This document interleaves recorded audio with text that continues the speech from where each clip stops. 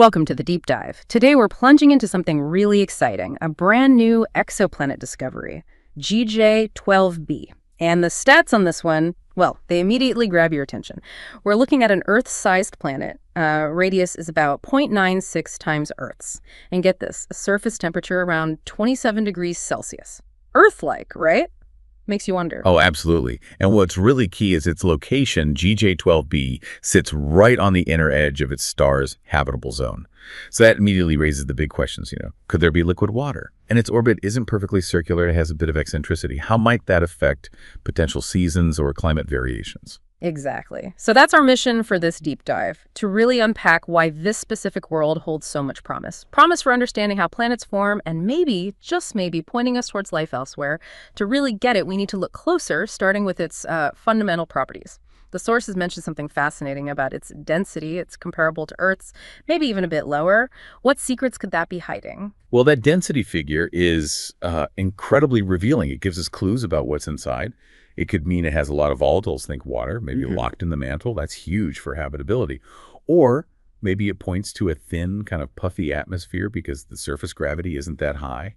Another possibility, a smaller iron core compared to its silicate mantle. That would really shake up our models of planet formation. And this is where something like the James Webb Space Telescope comes in. Can JWST actually see molecules in its atmosphere? That's the next big step to figuring this out. That's fascinating. So if it does point towards, say, a lot of water, how does that change how we think planets form so close in? It kind of challenges the standard picture, doesn't it? It absolutely does. It suggests maybe water and other volatile stuff can get incorporated into planets in zones we didn't quite expect, or maybe through processes we're still, working out. It just broadens the possibilities for how you end up with water-rich worlds. Right, a really big takeaway there. But okay, what about its sun? The planet's host star, GJ12, seems almost as important as the planet itself. Unlike stars in systems like TRPST-1, which are super active, GJ12 is described as an inactive M-dwarf. Minimal flares, minimal stellar wind. Why is that quietness such a big deal? Oh, it's a huge deal. Think of it this way. Trying to study an atmosphere around an active star is like trying to hear a whisper during a rock concert. Just noisy, blurry. But GJ12b's quiet star. That's like having a quiet room. It gives us a much clearer signal. It dramatically boosts our chances of actually characterizing its atmosphere because there's less high-energy radiation blasting it away or messing with the light signatures we're looking for. The source material really emphasizes this. GJ12b could become a sort of benchmark case, a reference point for studying these potentially habitable worlds around quiet red dwarfs. It's just a cleaner laboratory. And comparing it again, TRAPPIST-1 is amazing, right? 7 Earth-sized planets. But that star's intense activity just makes spotting atmospheres incredibly difficult. GJ12b, being kind of on its own in this temperate zone around a quiet star, gives us a much clearer shot. We can test models of planet formation, how they migrate, how planets like this hold on to water or other volatiles, especially with lower gravity.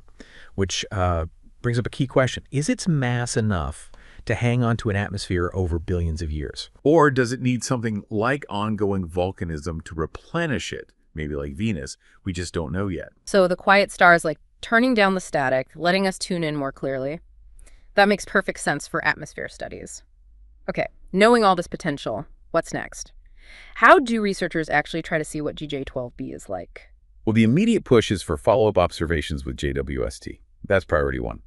We need to look for those key atmospheric gases. Water vapor, definitely. Carbon dioxide, maybe oxygen, those would be game changers. Longer term, you're looking at the next generation of telescopes, both on the ground and in space. They might be able to map phase curves, basically, how heat is distributed across the planet's surface as it orbits, and maybe even directly image the heat radiating from it, its thermal emission. That could tell us if an atmosphere is there, how thick it is, maybe even hint at geological activity, perhaps driven by tidal forces from the star. It's pretty amazing what might be possible down the line. So GJ12b really does stand out. It's shaping up to be a uniquely promising candidate, not just for habitability, but for understanding rocky planets in general. Absolutely. We've confirmed over 6,000 exoplanets now, which is just staggering.